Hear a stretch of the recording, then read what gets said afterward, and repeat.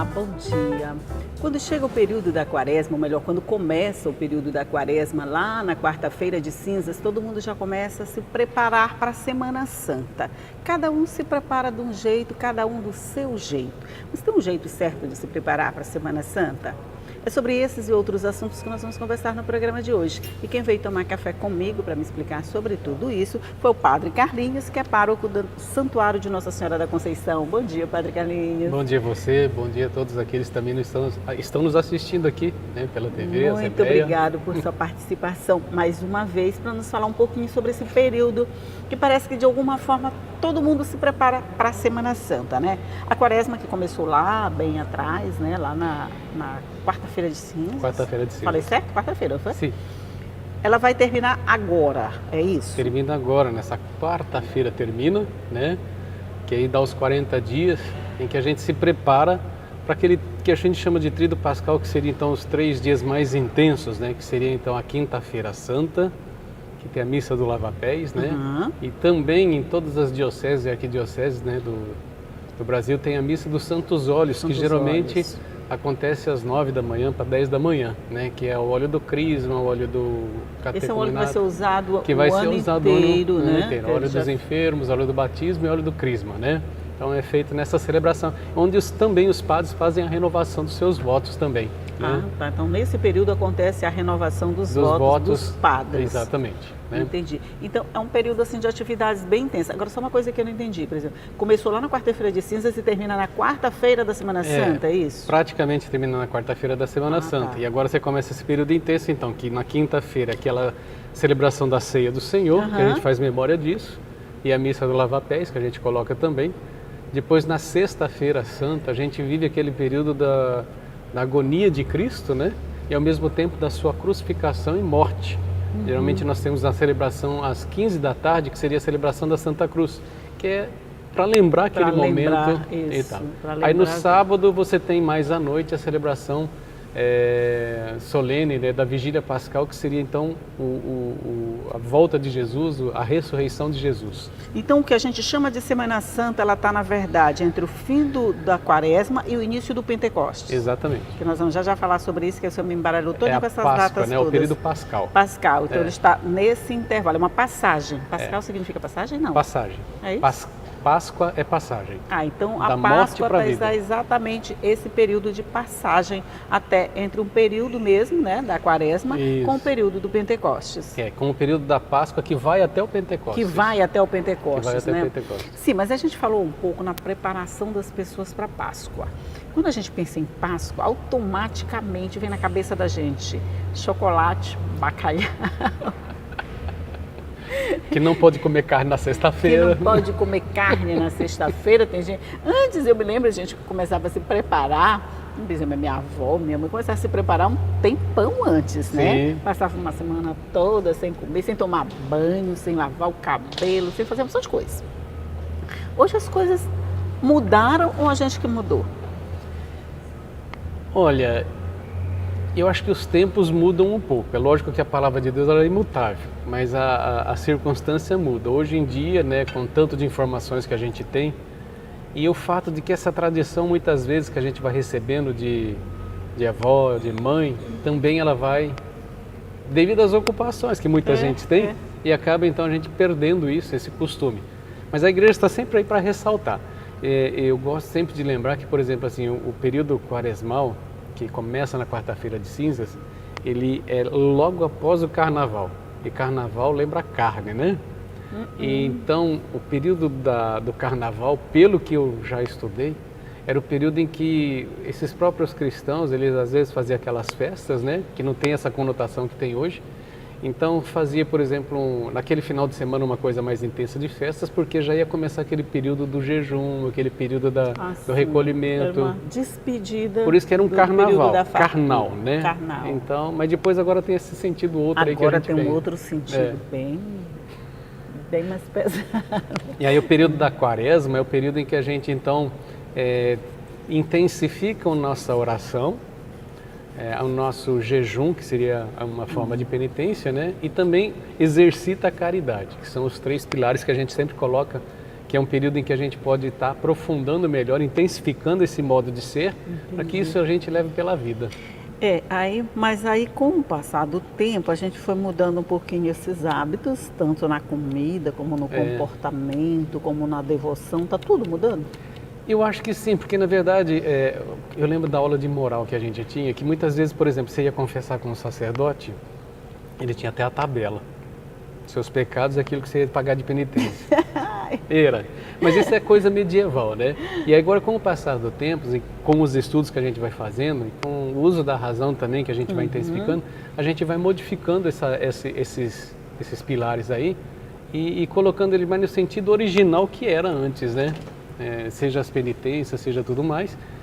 A gente tem que sempre lembrar, eu sempre gosto de lembrar assim, o jejum eu tenho que fazer de tudo aquilo que me priva a presença de Deus. Por exemplo, se eu gosto muito do celular e deixo de orar, então eu vou jejuar disso, porque isso daqui eu estou preferindo a Deus. Então é uma forma da gente ir se corrigindo também nossos modos de agir. Vai mudando de acordo com o comportamento da sociedade, né? Quer dizer, o celular é uma coisa que não tinha lá no tempo atrás e ele não atrapalhava de jeito nenhum as nossas atividades. Hoje ele atrapalha quase tudo, né? Ele serve para muita coisa, mas atrapalha quase tudo. Então, à medida em que a gente vai avançando, a gente vai também adaptando, eu não diria modernizando, mas adaptando esses costumes. Eu acho que a gente vai sendo até mais consciente também do que é ser igreja, do que é participar das celebrações.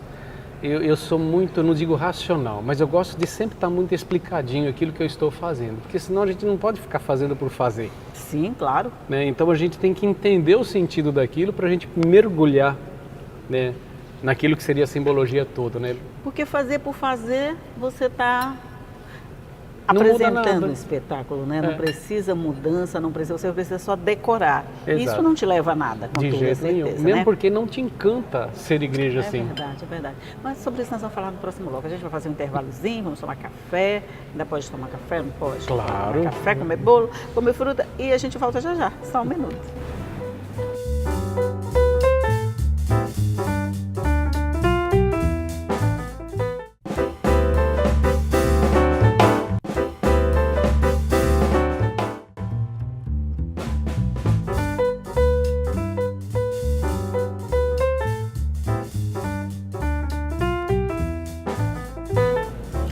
Já estamos de volta aqui para continuar falando um pouquinho mais sobre o significado desse período em que a gente está vivendo aqui.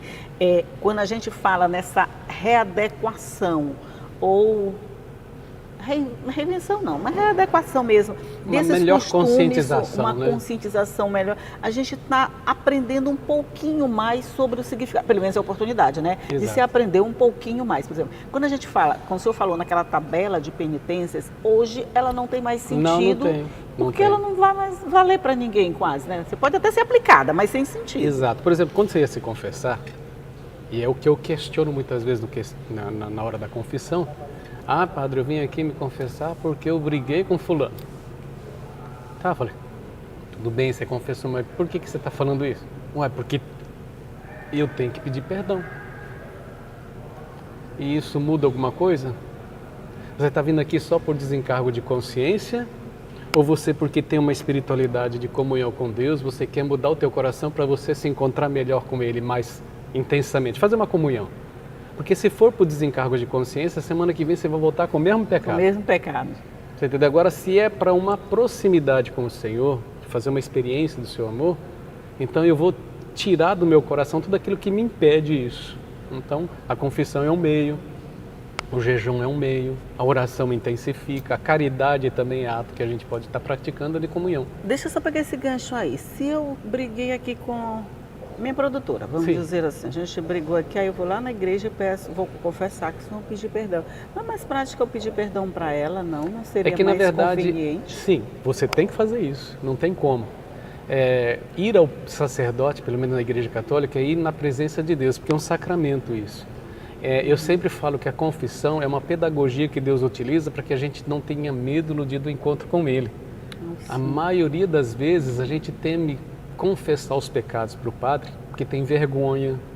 É verdade. Você entendeu? Porque não gosta nem de falar Às vezes aquilo a gente que não fez. confessa nem pra gente, Exato. imagine pro Tanto padre, que Adão, né? quando ele ouviu os passos de Jesus, de Deus depois de pecar, o que ele Primeira fez? coisa Ele que se ele fez foi se escondeu, esconder. entendeu? Por causa disso. Então isso é um exercício para mim poder lembrar da misericórdia de Deus, que é só perdão e que é só amor. Mas aí é bom porque a gente tem a consciência do pecado também, né? Também. A gente se esconde, a gente não quer falar porque a gente sabe que está errado. E às vezes tem pessoas que, por exemplo, vêm confessar com a gente, ela fala, padre, essa daqui é a quinta ou sexta vez que eu estou confessando, mas ainda eu continuo com esse sentimento no coração. Eu falei, mas como que você confessou das últimas vezes? Não, eu só falei que eu pequei, mas ela não contou em si o que era o fato. Eu falei, não, eu acredito que Deus, você precisa expor isso, externar, tirar, né, isso daí para fora, porque para você ter certeza de que Deus vai te perdoar e você precisa se perdoar nisso. E Deus vai perdoar de qualquer Com certeza forma. perdoa. Deus é perdão e amor. Agora vamos voltar a essa questão de pecado. Ainda é pecado comer carne na Semana Santa? Olha, eu tenho a condição de pecado, é tudo aquilo que me priva a presença de Deus. Sim, sim. O que eu prefiro ao invés de Deus e tal. Agora, é lógico, né?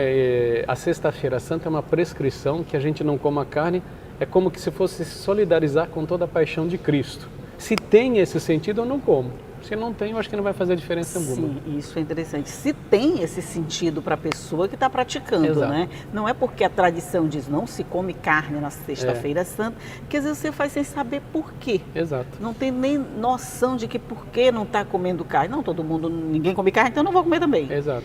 Aí não vale. Eu acho que não, porque na verdade o seu sentido não é solidariedade, né, com aquilo que é a paixão de Cristo. Na verdade você tem que entrar no espírito dessa Semana Santa e ser solidário com Cristo. Lembra que ele foi ao Monte das Oliveiras, né? E lá na agonia ele falou, vigiai e orai comigo, né? Porque dormis, não podem ficar uma hora em oração comigo. Então é uma forma, né, de se solidarizar com nesse momento. Nesse sentido.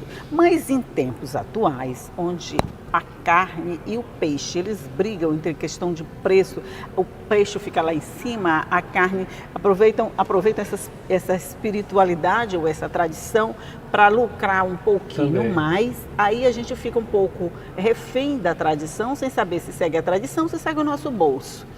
Eu lembro que no passado, às vezes, a gente comprava bacalhau, era uma forma até de a gente, porque era barato. Barato. Inclusive, por isso que ela ficou sendo uma comida para esse tipo de ocasião. Mesmo porque era uma forma de se solidarizar com os pobres e com a pobreza em si e tudo mais. Mas hoje em dia está mais Hoje é caro. exatamente o contrário. Comer o bacalhau, você está se colocando na elite, vamos dizer Exato. assim. Não tem mais esse sentido de privação de qualquer coisa. Agora, eu tenho para comigo, por exemplo, assim, eu posso não comer a carne no meu prato, mas eu posso colocá-la na de quem não tem.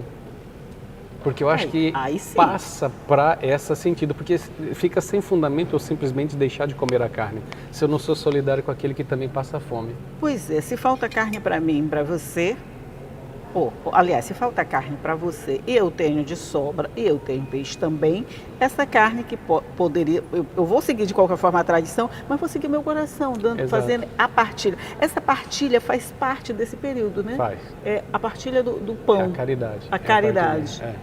É um dos 3 pilares que a gente usa no período quaresmal, que é a oração, o jejum e a caridade. O jejum.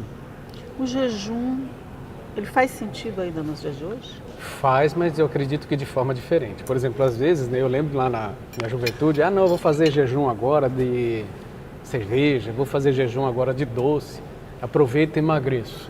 Que era o sentido que a gente fazia antigamente. Hoje em dia, o sentido do jejum, ele tem a proporção de, como eu falei para você, se o celular ele é empecilho para a comunhão com Deus, eu vou fazer jejum nesse período para mim intensificar minha comunhão com o Senhor e ver se eu me encanto mais com o Senhor do que com aquilo. Celular. Por exemplo, eu vou fazer jejum da língua. Se eu tenho por hábito falar mal dos outros e tudo mais, isso me priva a comunhão com Deus, porque Deus não faz isso, né? Deus não julga, Deus ele na verdade ajuda, ele edifica, né? Então eu vou fazer o contrário disso. Jejuar para mim, ele tem esse sentido, é de me unir mais ao Cristo e me livrar daquilo que me afasta dele, isso. né? Uhum. No caso, seria até mais interessante comer a carne e se afastar do celular, só pegando o celular como exemplo, do que simplesmente ficar com o celular e se privar da carne que não te faz nenhuma falta. Pois é. A única coisa que eu falo da Sexta-feira Santa é que por obediência a gente faz então isso, né? Porque a Santa Igreja prescreve. Mas em si, aquilo que me afasta de Deus é mais isso do que propriamente a carne. Né? É verdade. Então a gente vai, eu acredito, não se adaptando, mas a gente vai vendo a nossa condição, porque é minha comunhão com Deus, e eu vou trabalhando na minha conversão. Tem que ser um caminho para a conversão e para a comunhão sempre. Sempre, porque na verdade o nosso fim último é o Deus, né? E tudo nos encaminha para Ele. E quando a gente tem por hábito, ou pelo menos tem uma amizade, ou quer fazer uma amizade com o Senhor, sabendo que o nosso encontro definitivo é com Ele, então vai acontecer de qualquer forma. Vai acontecer. Então, se eu quero a salvação, se eu quero viver a vida a Deus, eu tenho que começar agora. Pois é. Aí, quando termina a Páscoa, né, no domingo, né, começa o período de Pentecostes. Termina a Semana Santa, começa o período pascal, que é a Páscoa, que é a passagem. É o período em que a gente fala assim, Jesus ficou conosco por 50 dias, até o Pentecostes, que é a vinda do Espírito Santo. Entendeu? Sim, e nesses 50 dias ele instruiu, né? Ele instruiu. Mas esses 50 dias começa a contar lá da quarta-feira de cinzas? Não, começa a contar agora da começa Páscoa. A contar a partir de agora, né? A partir da ressurreição. Da ressurreição. Então ele ressuscitou no domingo, né? No primeiro dia, e daí ficou 50 dias até a ascensão. Até a ascensão. Esse é o período de Pentecostes. Que aí é a vinda também do Espírito Santo. Sim, sim. Mas esse período de Pentecostes, ele não tem essa simbologia, vamos dizer, toda que tem a Semana Santa, né? Ele não tem essa estrutura da penitência, mas é mais da alegria, né?